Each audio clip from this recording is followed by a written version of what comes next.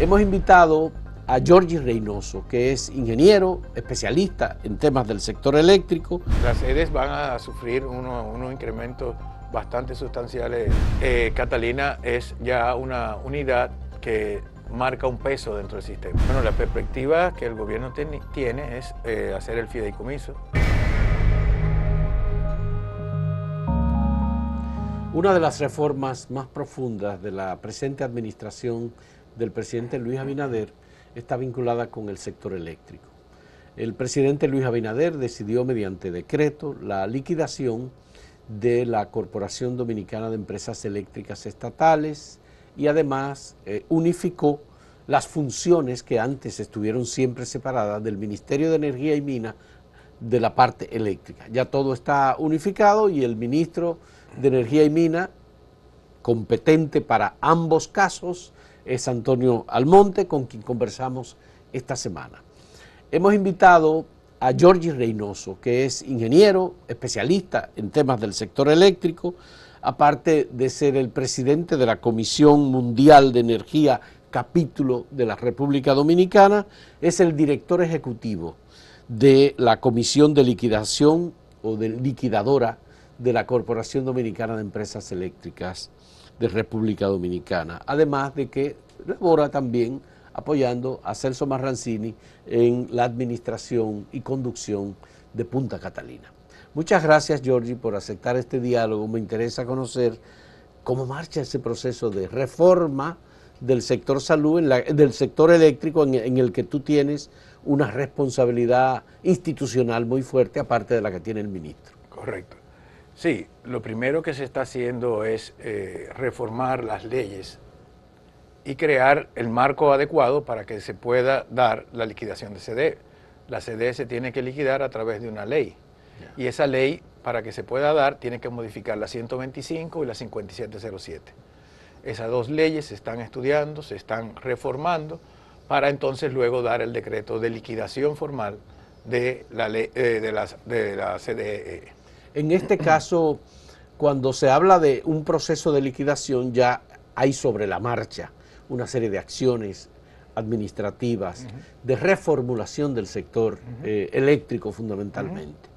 En esa reformulación y en la conducción que se ha hecho desde el gobierno, ya hay pasos que se han dado y que evidencian que no se puede liquidar porque, bueno, hay bienes públicos involucrados, hay propiedades, hay inversiones, pero sí hay pasos que ya hemos avanzado. Claro. Por tanto, es casi como una parte burocrática lo de la legislación.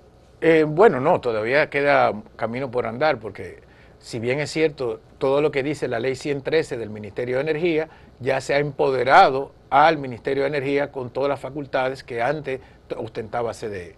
Entonces ya el ministro está tomando acciones que son las que se necesitan para el sector eléctrico desde el punto de vista de rector, desde el punto de vista de arriba, porque tenemos la regulación en parte en la CIE y tenemos también la Comisión Nacional de Energía en la planificación del sector. Ya. Quisiera saber, como ustedes están en todo este proceso, ¿qué impacto ha tenido y está teniendo el tema de la inflación en la industria de los combustibles, en todos los procesos institucionales que se están llevando y en el plan de gobierno de racionalizar el gasto, de administrar con una vocación, digamos, distinta, fuera del clientelismo y unos costos asociados con la labor gubernamental que a veces es como la ración del BOA? Sí. ¿Cómo ha ido afectando, digamos, esta crisis internacional al sector? Como tú sabes, todos los días hay cambios. No tenemos una tendencia ni a la subida ni a la bajada, porque muchos combustibles hoy bajan 3 pesos, 3 dólares, y mañana suben 5, bajan 4, o sea, todos los combustibles están ahora mismo bajo una volatilidad increíble. ¿Qué está pasando? Europa necesita de muchos combustibles primarios para poder generar todo lo que es su energía eléctrica, su movilidad, tanto marítima, vehicular como y avión, de el gas y los combustibles líquidos. Entonces, hoy día, el principal suplidor de esa zona, o uno de los principales suplidores, es Rusia. Y ya tú sabes los problemas que ha habido con eso. Sí. Entonces, todos los combustibles, por decir, el carbón de 60 que estaba el año a mediados del año pasado, ha llegado a cotizar hasta $500. El gas natural, en el precio que es el índice de Europa, ha estado por encima de 15 a $20. O sea, todos los combustibles están 4 y 5 veces más de lo que nosotros teníamos.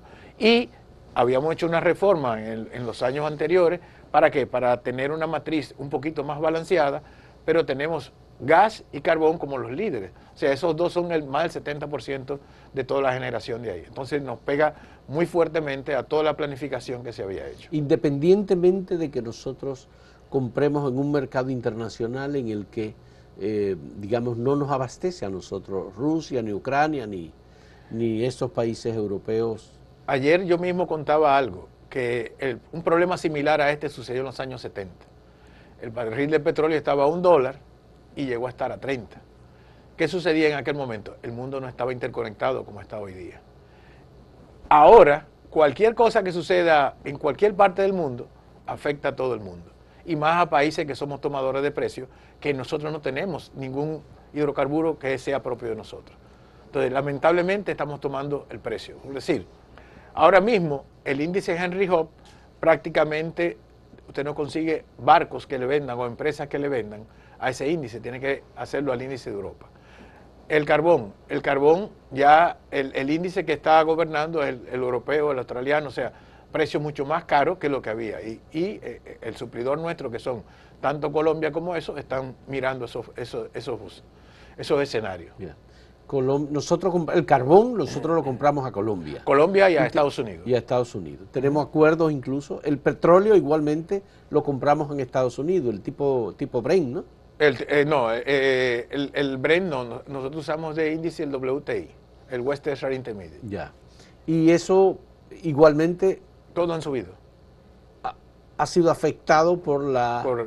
Primero por el arranque de la economía, a mediados del año pasado, y luego el segundo golpe fue el de ahora de la guerra. El presidente Luis Abinader anunció una serie de medidas para compensar a la sociedad en general sobre esto, pero aparte de esos anuncios que hizo el presidente, ¿qué se está haciendo estratégicamente desde el Ministerio de Energía y Minas para paliar, digamos, buscar la manera de suplirnos del combustible más asequible y más barato? Claro, el gabinete eléctrico, que es la entidad donde se está todo el mundo, todas las partes se están reuniendo, regulación, las distribuidoras, los generadores. Estamos estudiando todas las posibilidades y todos los días, no nos reunimos todos los días, pero hablamos todos los días para saber cómo van los precios, cómo van los almacenamientos que tenemos aquí, cuáles son los próximos barcos que están llegando. Tenemos, quedamos en capilla ardiente todos los días, mirando todos los parámetros y viendo cuáles son las posibilidades que hay. De manera que lo que se prevé para el sector eléctrico este año, por ejemplo, en términos de precios del kilovatio hora, es un aumento en los precios como consecuencia de lo que venimos arrastrando después de la invasión de Ucrania. Las EDES van a sufrir unos incrementos bastante sustanciales. Vamos a decir, ellos estaban comprando como a unos 13 centavos, 12 centavos promedio el año pasado, ahora van a comprar entre 15 y 18. Entre 15 y 18 centavos de dólar el kilovatio hora. Eso significa que el kilovatio hora entonces va a llegar mucho más alto. No se va a aumentar fuera de lo que está acordado en el pacto, de los aumentos trimestrales que ya están acordados. Ya. El resto el gobierno lo va a asumir. Ya. ¿Y cuándo comienza a sentirse este aumento? El de las sedes. El de las sedes. El de las sedes mes a mes. Porque no todos los meses tenemos la misma matriz de precios. O sea, hay un mes que usted puede tener que el gas que le llegó a 4 o 5 dólares, pues entonces ese va ahí. Y los contratos fijos que tenemos nosotros de carbón, pues junto con los spots para completar lo que tenemos, entonces se hace la mezcla y entonces se va poniendo el precio. Es mes a mes. Eso significa que en la factura, por ejemplo, petrolera de República Dominicana va a aumentar ¿en cuánto? En cuánto no sé, pero sustancialmente, porque todos los combustibles están por lo menos un 40 o un 50% mucho más caros. En el caso del carbón, casi 6 veces a lo del año 2021. Ya. Sabemos que la energía renovable es una energía que requiere mucho tiempo y estamos frente a una situación de hecho insalvable, que tú tienes que hacerle frente ya de inmediato. Correcto. ¿Hay alguna intensificación por parte del gobierno para que la diversificación energética menos dependiente de los combustibles fósiles se acelere? Se están dando todas las facilidades a todos los inversionistas que tienen proyectos de energía, tanto solar como de viento, para que se instalen en el país. Hay algunos sitios que tienen restricciones de redes, que se están construyendo las redes de alta tensión para poder transportar esa energía, porque usualmente esas áreas donde están esos parques, normalmente no había demanda, entonces las redes no estaban en esos sitios. Entonces se están construyendo esas redes para llegar hasta esos sitios.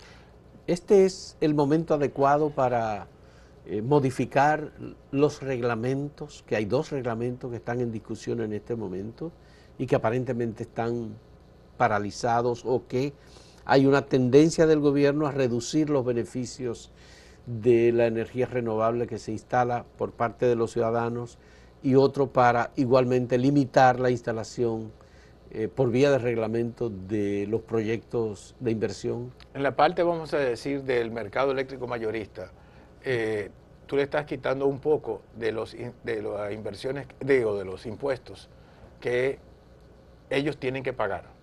¿Por qué? Porque cuando en el 2007 se hizo eso, el kilo de solar instalado superaba los $3,000.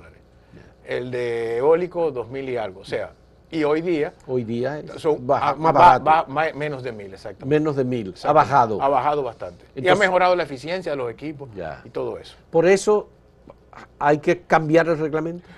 Siempre los reglamentos, como estamos en un mundo tecnológico que va cambiando y va eficientizándose más, siempre es bueno cada cierto tiempo ir adaptando esos reglamentos a cómo va la tecnología. ¿Y eso no limitaría la inversión de proyectos de inversión extranjera para energía renovable? Eso en todas las partes del mundo se está haciendo, porque fíjese, la mayoría de países ya ha dejado de dar concesiones con PPA directo, sino que están haciendo subasta de renovables.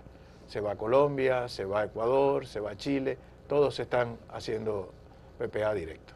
Digo, bajo subasta. Bajo subasta. Bueno, y en el caso de la reglamentación de las familias, por ejemplo, y las personas que dicen, bueno, yo quiero bajar el costo de la energía eléctrica que consumo.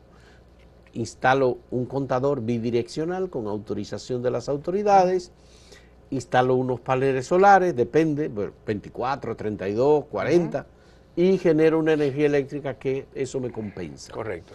En ese caso, realmente lo que he oído es que están tratando de salvar la caja chica de las EDES, o el flujo de efectivo de las EDES. Vamos a verlo así. Y es una opinión personal, no, porque no estoy en esa área ni tampoco en la regulación. Sí. Hay que entender algo.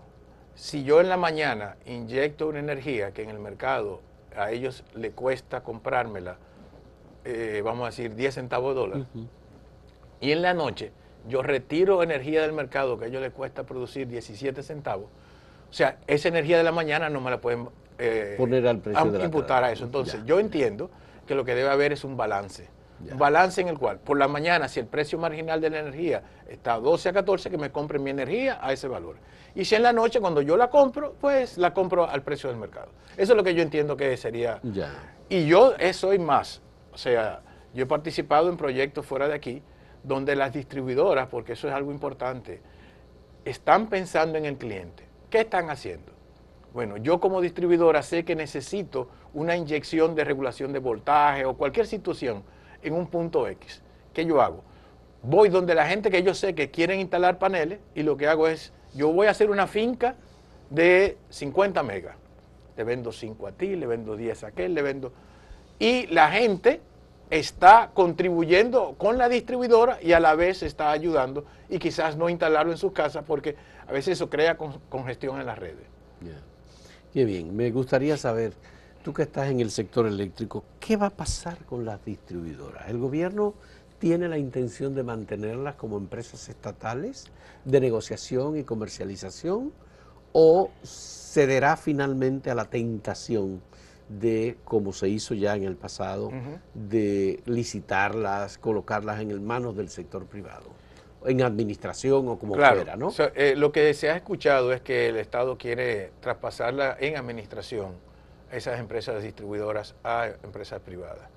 El modelo todavía no se sabe si solamente de operación y mantenimiento, si se va a permitir, cómo se le va a permitir a ellos inversiones. Hay 2 bancos de inversión que están haciendo los estudios de factibilidad de una u otras versiones y se están todavía estudiando, no se ha tomado ninguna decisión. Todavía no, pero eso significaría una racionalización en la que el Estado no participa, por ejemplo, en materia de designación de personal. Claro. Y Sí. una reducción en el número de personas con las que podrían manejarse las EDES. Claro. Y una reducción del gasto administrativo, financiero, de nómina, etcétera, de las EDES. Sí, si tú te pones a ver, realmente ese gasto no es el peor de todo. O sea, el peor de todo es que yo compro 10 y facturo 7, 8 y ahí pierdo mucho más. Pero no hay ningún esfuerzo para reducir las pérdidas. Sí, hay muchos esfuerzos. El problema es que no se han dado no se ha dado la continuidad desde que comenzaron los proyectos de reducción de pérdida en el 2009, 2010 hasta hoy. Uno ve de los proyectos que los bancos mundial, BID y todos los bancos internacionales han financiado y a veces usted ve 3, 4 años después esa inversión que está media canibalizada. La reducción de pérdidas técnicas, por ejemplo, ¿eso se ha logrado? ¿Se ha avanzado en esa parte? Por lo menos en los cascos urbanos estamos teniendo un problema de sobrecarga enorme. Usted se pone a ver toda esta zona de Paraíso, Piantini, de tener casas, tiene ahora en esa misma casa una torre de 30 pisos de 2 apartamentos, o sea, 60 habitaciones. Digo, 60 sí, apartamentos. Sí, sí. Y yo le digo a unos amigos que ven por ahí, tú nunca ves el sol, porque son todas torres por ahí. Entonces yo siempre he pensado, la subestación de Los Prados se hizo para que durara hasta el 2024 por ahí. La subestación de Paraíso como hasta el 2030. Y ya se ha repotenciado 2 y 3 veces las 2 subestaciones. Ya no hay para dónde seguir. La subestación del Centro Olímpico igual.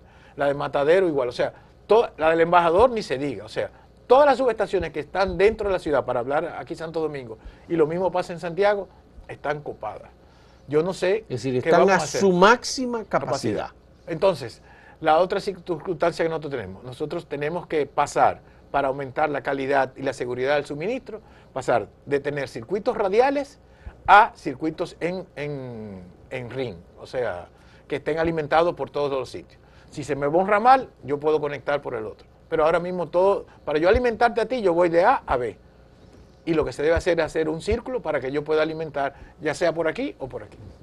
Pero el Estado, y en este caso el gobierno tomó la decisión y lo anunció Antonio Almonte. En primer lugar, hay un proyecto de generación eléctrica de 800 megavatios en Manzanillo. Y luego hay un proyecto de unos 400 megavatios de corto plazo, licitado de manera urgente para que el sector privado instale y le venda al Estado. Correcto. Eso. Y luego hay otro. A las sedes. A las sedes. Y luego hay otro proyecto más. Sí. Es decir, que el gobierno tiene planeado un aumento significativo de la generación eléctrica en el país. Es como consecuencia de eso, precisamente un aumento de la demanda, no solamente de parte de los hogares, sino también de las industrias y empresas. Sí, aparte de eso, tú te pones a ver, el año pasado tuvimos un pico de demanda sin las pérdidas de las líneas y todo eso, y sin las reservas rodantes que se debe tener, de alrededor de unos 3.200, 3.300. Entonces, cuando tú miras eso, y nosotros tenemos disponibilidad, o sea, tenemos en placa 5.000 megas, pero cuando tú ves las plantas que están ahí instaladas, tú dices, de ahí no puedo, de entre los 3 y los 5.000, puedo contar quizá con 800, 700 más. Sí. Y tú tienes que pensar en tener un parque mucho más renovado y con tecnologías modernas que te permitan el crecimiento de las renovables. ¿Qué pasa? Acuérdate que la energía renovable es intermitente. Entonces esa energía tú tienes que tener unos generadores térmicos de soporte que le vayan dando seguimiento a esa intermitencia que tienen esas plantas. Si bajaron, tú tienes que subir. Si suben, tú tienes que bajar. Claro, sí. Ciertamente es un tema interesante. ¿Qué papel juega, y lo vamos a ver en el próximo segmento, Punta Catalina, en donde tú estás y conoces y sabes todo lo que está ocurriendo, digamos, en este escenario que hemos ido describiendo, como una planta que ya está en plena operación y que se ha recuperado por lo de la deficiencia en las compras de carbón, etcétera. Vamos a verlo en un momento cuando retornemos en este diálogo con Giorgi Reynoso, que es el director ejecutivo de la Comisión de Liquidadora de la Corporación Dominicana de Empresas Eléctricas Estatales. Volvemos.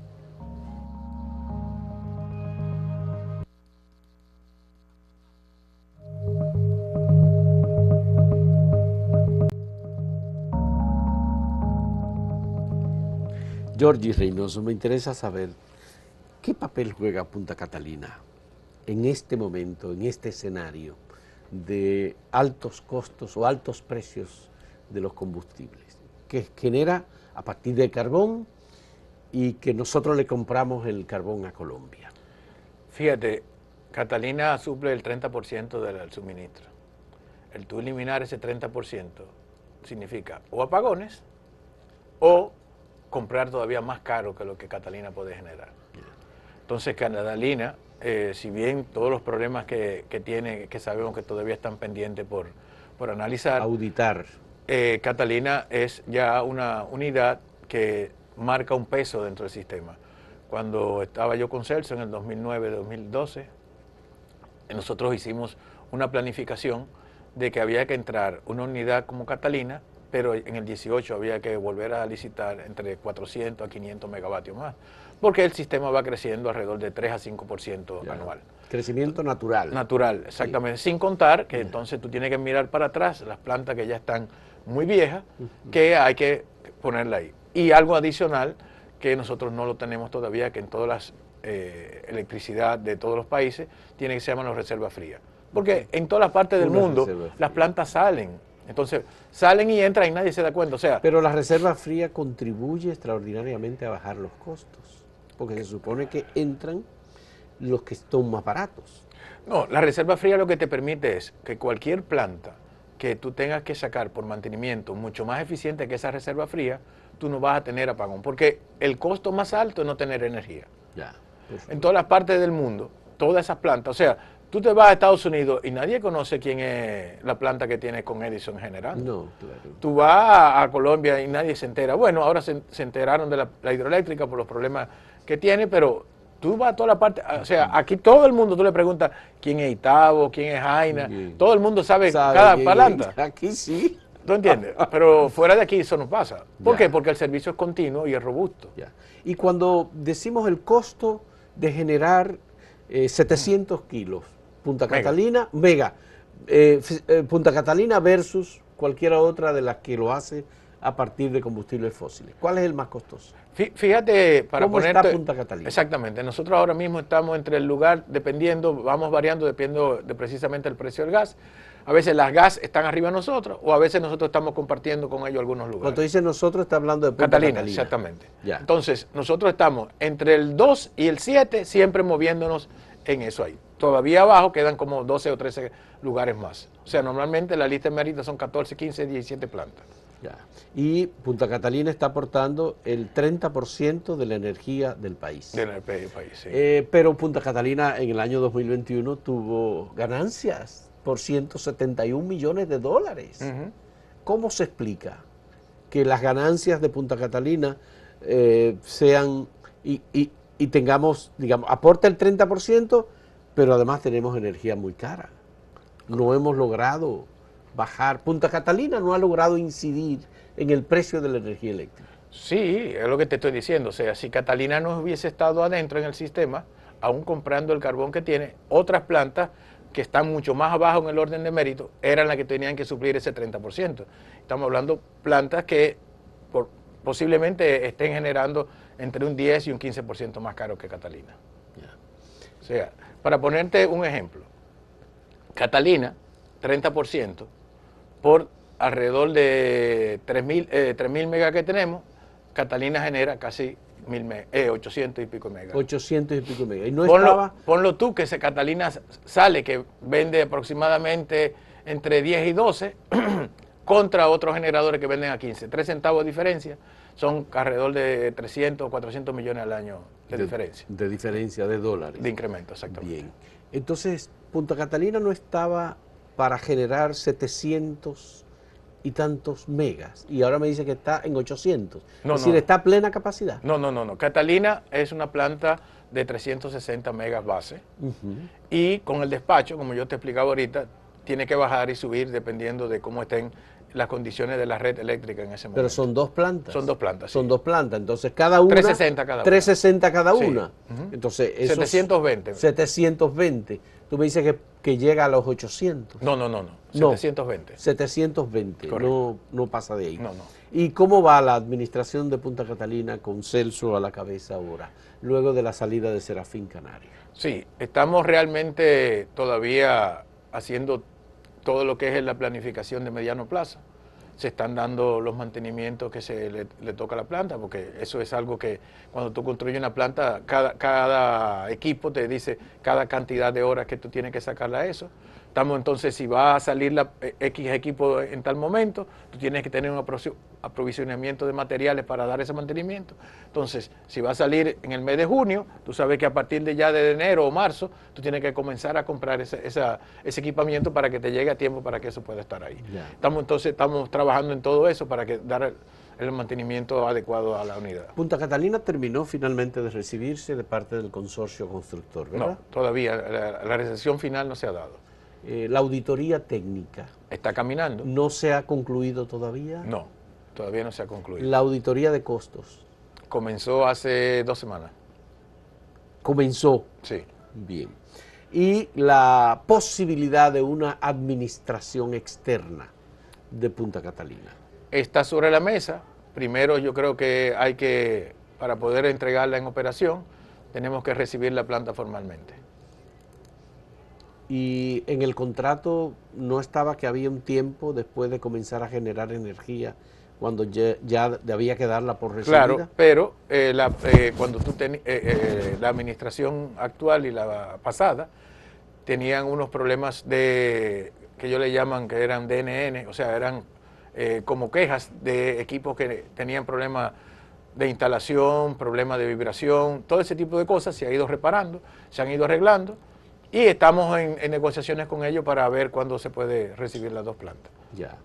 ¿El tema de las cenizas quedó resuelto o todavía sigue siendo un dolor de cabeza? Bueno, es un dolor de cabeza porque tú produces una cantidad de material particulado muy grande, pero la buena cosa es que se está haciendo lo que se diseñó desde el día primero. Ya prácticamente hay uno de los patios que está completamente cerrado, que es bueno que lo vayan a ver, que entre eso y una montaña verde no hay ninguna diferencia.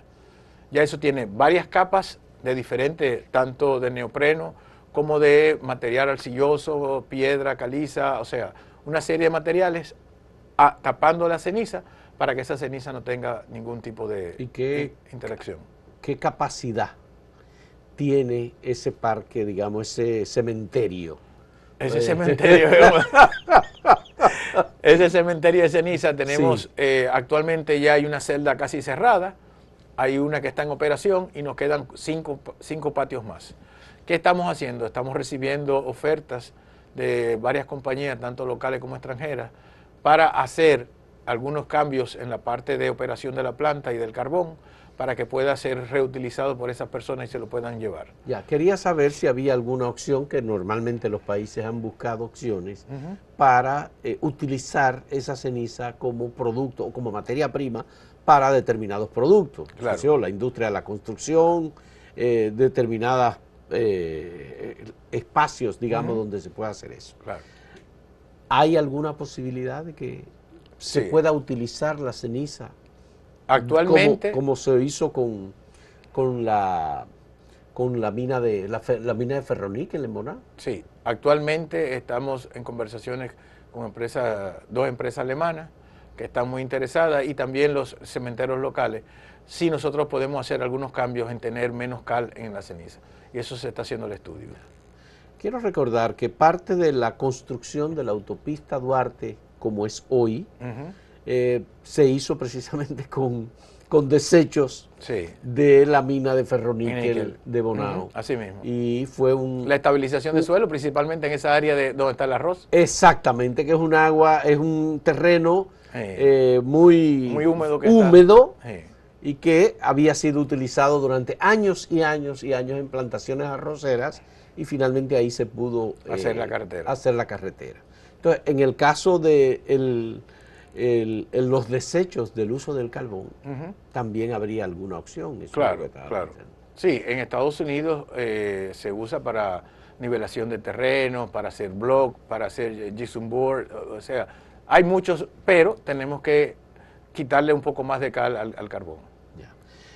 Punta Catalina sigue siendo también una preocupación para parte de las comunidades. En estos días vi una crítica del obispo de la provincia, Peravia, el señor Víctor Masalles, unos ambientalistas que han presentado quejas y casos de erupciones en la piel, situaciones que son supuestamente nuevas, que no habían tenido antes de la instalación de Punta Catalina. ¿Hay algún componente químico que se expida y que sea un factor de riesgo para esas comunidades? La planta está manejada actualmente bajo las normas establecidas en los acuerdos de préstamo con los bancos mundiales, con los bancos europeos.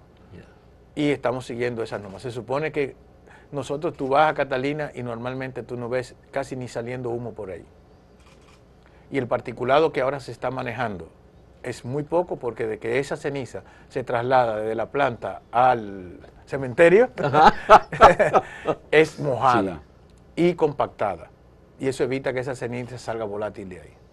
Y las aguas que que se recolectan ahí van directamente a una cisterna, y esa cisterna está fuera del círculo se toman muestras de los ríos cercanos. Hasta ahora no hemos tenido información sobre eso. Hay una pequeña agricultura por esa zona, es una zona cañera también. Sí. Entonces, plantaciones sobre todo de caña. ¿Eso tampoco ha habido ninguna dificultad? Hasta ahora no, y están ahí haciendo los cultivos, todos los que están alrededor. Qué bueno.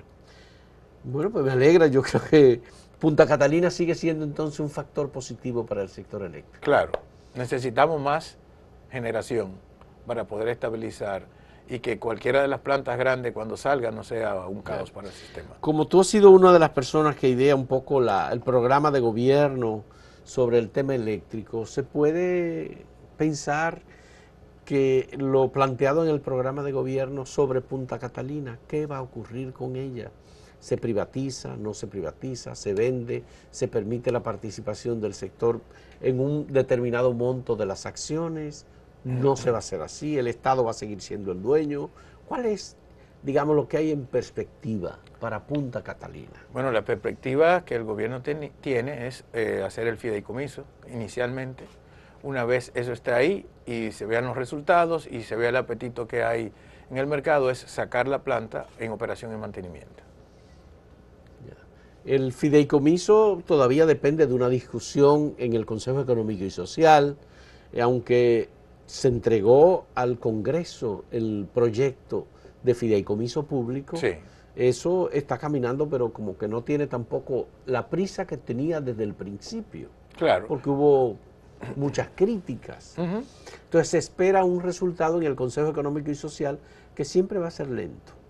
Como ha habido incluso hasta priorización en el caso de la reforma constitucional y en otros temas, otras mesas han avanzado, pero ¿y la mesa del sector eléctrico? Yo espero que esa no sea igual, porque el sector eléctrico duró 5, 6, 7 años. Y todavía estamos en la puesta en marcha de muchos de esos acuerdos que se hicieron en el pacto. Pero sin el fideicomiso el gobierno puede perfectamente colocar ahora mismo Punta Catalina en una licitación, convocar para un administrador experimentado y con capacidad para el manejo. Yo entiendo, y eso no se ha discutido en detalle, pero es mi visión, tratar de recibir las plantas finalmente inmediatamente se reciban las plantas, se tomará una decisión si se saca el OIM o se espera el fideicomiso para que comience, sea dentro del fideicomiso que se lance el OIM. Ya. Esa es la etapa. Cuando dices la OIM, ¿te refieres? Operación y mantenimiento. Ah, bueno. Operación y mantenimiento. Perdón. No, porque los técnicos a veces nos olvidamos que no todos conocen el lenguaje. Que no todos conocemos el lenguaje técnico para el sector eléctrico. De todos modos, hay una preocupación y hay una expectativa sobre lo que va a pasar con Punta Catalina. Es un bien público, el Estado invirtió una cantidad de dinero sobre los 2.000 millones de dólares en esa planta, y como hay una auditoría que apenas sabemos que ya está apenas comenzando, bueno, pues, ¿qué va a pasar con esa planta? ¿Qué se va a descubrir? ¿Hubo sobrecosto? ¿No lo hubo? Yo creo que esos son aspectos. Bueno, esa es la parte, vamos a decir, esa es la parte financiera. La parte técnica, que es lo que quizás a mí por lo menos más me interesa, es saber si la planta está instalada tal cual fue diseñada. Ya. Eso es lo más importante. Y que se cumplieron todas las normas que están establecidas en el contrato de... Pero la planta está generando energía, está aportando lo que se previó que debía aportar. Correcto. Y está funcionando correctamente. Es decir, el carbón funciona, ahora representa el 30%. Lo que hay que ver es si hubo un manejo inadecuado o irregular de eso. Sí, vamos a decir que esas son dos cosas paralelas. O sea, la parte técnica, recibirse completamente de que no hubo ningún problema con algunos equipos, y la parte financiera y legal para que todo quede dentro de lo que está en el contrato. Bien. Vamos a hacer una segunda pausa en este diálogo con Jordi Reynoso, director ejecutivo de la Comisión de Liquidación de la Corporación Dominicana de Empresas Eléctricas Estatales, CDE. Volvemos un momento.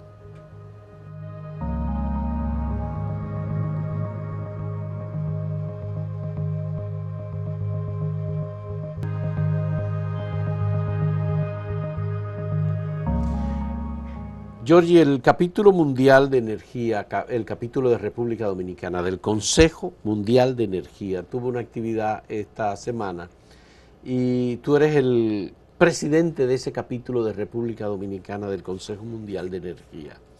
¿Cuáles son las perspectivas que tenemos nosotros en términos de calidad técnica, profesional, la formación, la gente que puede a futuro, digamos, administrar, manejar y llevar por buena senda el sector eléctrico de República Dominicana?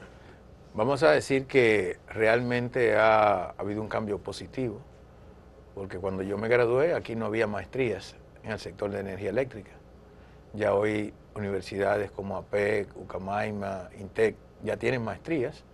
También hay muchos estudiantes que han ido a especializarse fuera, y cada día más y más tenemos material local con esa experiencia. ¿Qué sucede?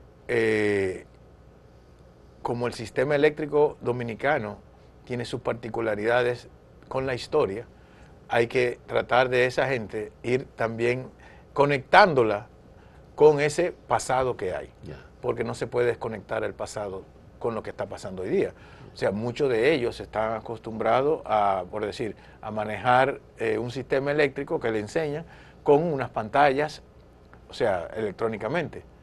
Hay que tener todavía, yo digo que yo me crié en la etapa análoga, hubo una etapa análoga digital y ya estamos en la etapa digital. Y quién sabe si ya vamos a pasar pronto a otra etapa. Por decir, ¿qué está pasando en el mundo hoy día? Se está trabajando con dos ejes principales.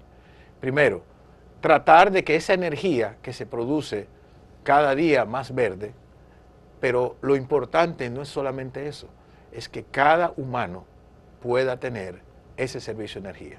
¿Por qué? Porque la pandemia demostró que la energía eléctrica es un ente sumamente esencial para la vida de todos los humanos. Es la que produce los medicamentos, porque es la con la que se mueven todos los equipos, es la que te permite tener el internet y toda la visión que tenía. Entonces, es algo importante. En el Consejo Mundial de Energía se está trabajando, este periodo de 3 años, se está trabajando con la humanización de la energía eléctrica. Y esa humanización tiene 3 ejes principales. El primer eje es tratar de tener una producción de energía cada vez más limpia. Segundo, tener nuevos combustibles que sean eficientes y no agrestes al medio ambiente. Y por último, que la energía sea llevada de una manera a costo eficiente a cada ser humano que hay en la Tierra. Bien. Son los ejes principales. Ya. Quisiera saber, se está incorporando, por supuesto, todos los avances en investigación científica, en nuevas tecnologías. Hoy se habla del hidrógeno verde. Exactamente. Como un elemento novedoso en la generación masiva de energía eléctrica. Sí, sí. Vi un proyecto que se presentó, Rolando González Búster lo encabeza, al presidente Luis Abinader, supuestamente para generar a partir de hidrógeno verde energía eléctrica que Correcto. Puede ser incorporada en la República Dominicana. Correcto. ¿Es posible eso? Sí, los avances a nivel tecnológico en el mundo han dado unos saltos grandísimos en los últimos 5 o 7 años. Antes, a hablar de hidrógeno solamente era una producción excesivamente costosa y por eso no avanzó en la velocidad que se quería. Hoy día el hidrógeno ya ha tomado la fuerza necesaria para que en unos 2 o 3 años más se pueda estar en un sitial y que pueda manejarse fácilmente. El problema del hidrógeno es que hacer el decoupler de la molécula es con energía eléctrica. Entonces, esa energía eléctrica tiene que ser eficiente para que esa molécula pueda después producir energía eléctrica más adelante. Ya. Y luego hay otros proyectos vinculados con la biomasa, con la generación de energía a partir de materias primas alternativas. Correcto. Ese tipo de solución es más efectiva que la solución, digamos, de energía solar que nosotros tenemos y que tenemos tanto sol todo el año. Bueno, acuérdate que el problema principal del sol es que el sol sale a las 6 de la mañana y a las 4 o las 5 de la tarde se acuesta. Sí. Entonces, el sol tiene una producción aproximadamente de todo el día de potencia pico efectiva de 25 a 20%. Y dependiendo de dónde esté. No todos los sitios tienen la misma capacidad de sol. Y lo otro es viento. Ahora, en un país donde, en todo el país, uno de los problemas más grandes es la basura. Sí. Y entonces hay una gran oportunidad de poder tener plantas que consuman toda esa basura como energía primaria. Y entonces, ¿qué ha pasado? Nosotros no hemos avanzado en nada de eso. Y eso es algo que, oye, si tú vas a Puerto Plata, en la entrada de Puerto Plata, donde llegan los 2 barcos, hay un basurero ahí terrible. ¡Hay un basurero! Sí, enorme, sí. Yo no sé cómo esas dos gente... En una avenida, una carretera principal. Sí, principal, sí. Entonces, eso es algo que tú tienes que pensar. Aquí ya tú Igual sabes. En Villa Altagracia nos pusieron ahí un basural. Exactamente. Ahí. No, pero nosotros aquí en Santo Domingo. En Santo Domingo. Tenemos para casi 5 millones, 4 millones y medio de habitantes, un solo vertedero. Como dicen gente, botadero. Porque realmente tiene muy poca tecnología. Entonces, nosotros debemos pensar cómo nosotros podemos tener generación a base de basura, y esas son de las cosas que se estudian. ¿Por qué? Porque esa producción de energía eléctrica tiene que ser a precio de costo eficiente del sistema eléctrico, pero también tiene costos evitados, medioambientales, los problemas de lexiviados en el agua, los problemas de salubridad que hay, o sea, ¿cuántas cosas se puede mecanizar? Resolver por la vía de la generación eléctrica a partir de basura. Pero hay que hacer un proyecto de eso, un proyecto nación de eso. Eso es una de las cosas. Eso necesita de que el Estado participe, claro, ¿verdad? Como inversor inicial, o el sector privado no podría hacerlo. Yo creo que ambas partes tienen que hacerlo, porque un solo no puede. Es complicado el proceso tecnológico. El proceso tecnológico no es tan complicado, porque ya hay muchos países que tienen de toda esa generación RCU, se llama, que es el reciclado de desechos sólidos. ¿Qué pasa? En los años 80, César Sánchez y un grupo de CDE estuvieron trabajando mucho en siembra de árboles para producción de energía a base de todos esos árboles que eran energéticos. Sí. Se llamaban finca energética. Sí. Pero de eso no se le dio continuidad. O sea, hay muchas cosas que nosotros podemos hacer en aras de nosotros poder tener una generación. Y el Consejo Mundial de Energía es una plataforma adecuada para que a través de las experiencias que ya hay, o sea, en el Consejo Mundial de Energía es la segunda institución mundial después de la FIFA que más países tiene asociados. O sea, la FIFA es la que más países tiene asociados y después está el Consejo Mundial de Energía. O sea, ahí podemos nutrirnos de las experiencias. O sea, ¿por qué? Porque ya hoy día, como dicen la gente, con tío Google y toda la cosa que hay, ya es poco lo que tú puedes inventar. O sea, porque si a ti se te ocurre una idea, tú entras a cualquiera de esas páginas y ves los resultados, si eso lo han hecho en otros países, y ya puedes saber hacia dónde vas. Sí, que República Dominicana podría, como media isla, aprovechar los terrenos que tiene disponibles de los cerrados ingenios azucareros estatales, que hay muchos que no están haciendo prácticamente nada. Exactamente. Esas tierras pueden ser utilizadas, por ejemplo, para generar industrias energéticas. Que tienen el sembradío, la colección, la producción y después el manejo del desecho. Tiene varias fases. Se alimentan y se da mano de obra. ¿Y eso no debe formar parte de las políticas públicas? Bueno, el ministerio está trabajando en el desarrollo de todo lo que es vamos a decir, una nueva motivación a las personas para tratar de ver cómo puede darle los incentivos necesarios para que esas puedan ser una nueva visión de producción de energía en el país. Por decir, todas esas cascarillas de arroz, de viruta de madera y todo eso, todas esas son cosas que se pueden aprovechar. Y aquí muchas veces la estamos tirando a la basura. ¿Algún aporte de las academias, aparte de las que ya mencionaste, que están involucradas, como el caso de INTEC y de INTEC, AP, Ucamaima son las principales, y la UAS también? La UAS. Sí. La Universidad Autónoma de Santo Domingo es la universidad más numerosa, tiene cerca de 250.000 estudiantes. Sí, sí. Que a diferencia de INTEC, que puede tener 7.000, 8.000 estudiantes. No, es pequeña. Acuérdate que INTEC nada más tiene esas... Entonces hay que contar con la UAS para ese tipo de propuestas. La producción vamos a decir, de ingenieros, porque no son solamente electromecánicos. Ya hoy día se necesita de DTI, tú necesitas ambientalistas, tú necesitas ingenieros civiles. O sea, todo el sector eléctrico necesita de la producción de todo, necesita agrónomos. O sea, es tener una visión global, integral de lo que nosotros queremos. Pero hay universidades que forman ingeniero eléctrico. Sí, sí, sí. También. Sí, solo eléctrico. Ya hoy día están saliendo eléctricos y mecánicos. Qué bien. Sí, ya electromecánico, porque es que las dos ramas han crecido enormemente. Ya.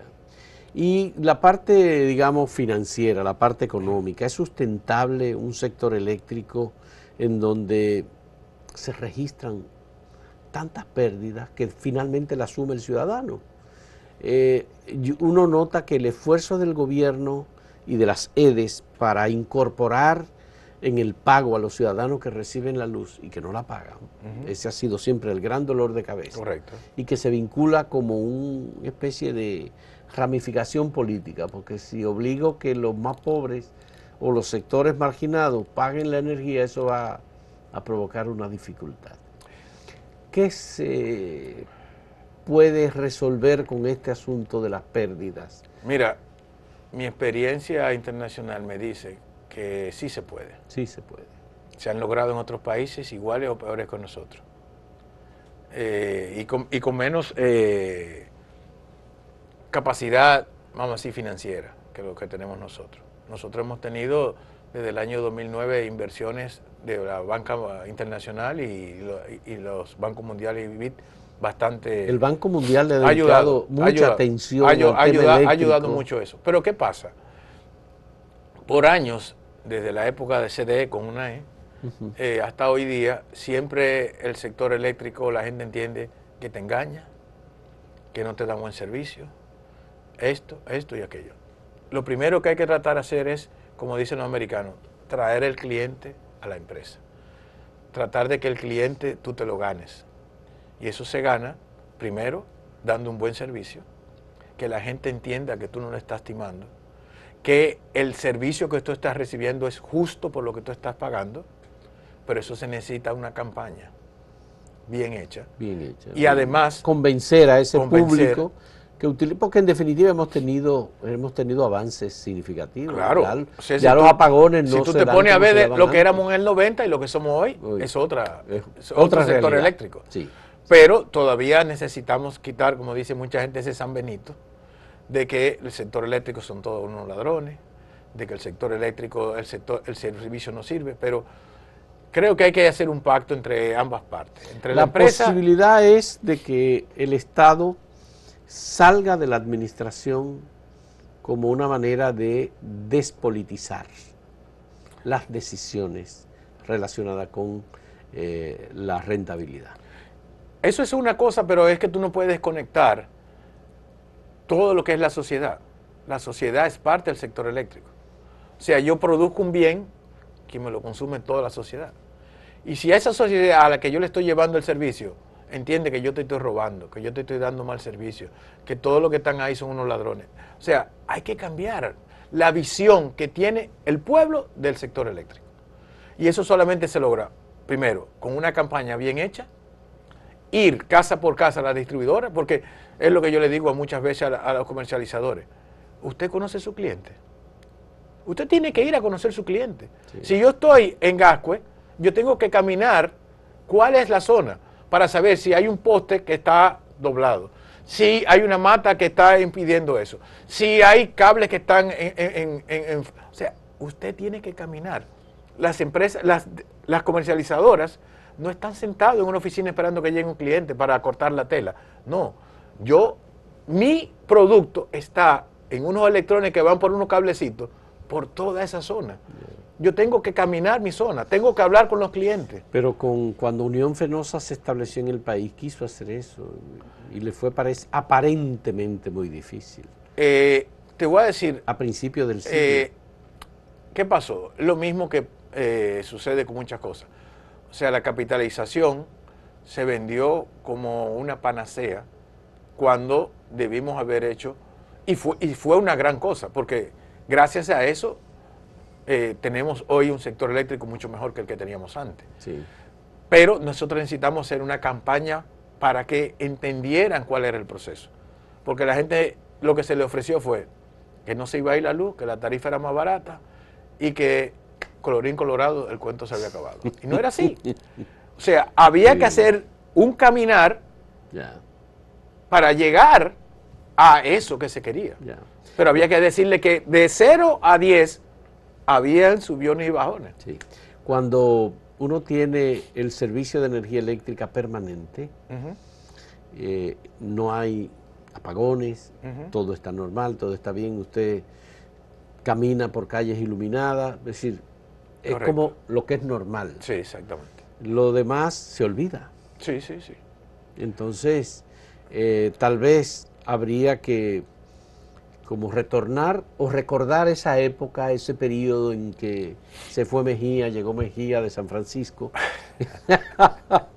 para que la gente sepa que ese sector eléctrico que resuelve temas, que ayuda en la cotidianidad, que te permite estar conectado a internet, que te resuelve con el tema de los medicamentos, sí, como tú fíjate, dices, que te proporciona el agua, que te sube al edificio donde tú estás, si estás en un piso alto, bueno, pues hay que pagar esa energía eléctrica. Correcto. Pero vuelvo y te digo, tú tienes que hacer una campaña de decirle a la persona, mira, mi costo auditado es de tanto. Mi margen como empresa distribuidora es de tanto. Y el regulador toma esos dos valores y hace una tarifa dependiendo el estrato social, por decirte algo. Así es. Y a usted, que está en el estrato X, les toca pagar 10 centavos. Sí. Al otro le toca pagar 15 centavos. No, está a partir del consumo. Si usted consume menos de 700 kilovatios al mes, usted paga menos. La tarifa mínima. Claro. Te puedo decir, o sea, la mayoría de países lo que tienen son lo que se llaman las tarifas sociales. Esa tarifa social es la tarifa que va a ayudar a todas esas personas que tienen escasos recursos a poder pagar la tarifa real. ¿Por qué? Porque esta segmentación que nosotros tenemos es muy difícil poderle dar seguimiento a todo este trasvalache que Ya. tenemos. De 0 a 100, de 100 a 200, 200 a 300. Eso va a cambiar. Debe cambiar en el tiempo. A corto plazo no creo que vaya a cambiar. Bien. Georgie, muchas gracias. Te agradezco muchísimo esta conversación que nos ayuda a entender un poco por dentro el sector eléctrico de República Dominicana. Muchas gracias por su invitación. Muy agradecido siempre de tu disposición y de las informaciones que nos ha ofrecido, que son muy valiosas. Y gracias a los amigos que nos siguen a través de Acento TV y a través de las redes en las que distribuimos estos contenidos por esta conversación. Muchas gracias. Gracias. Muy bien.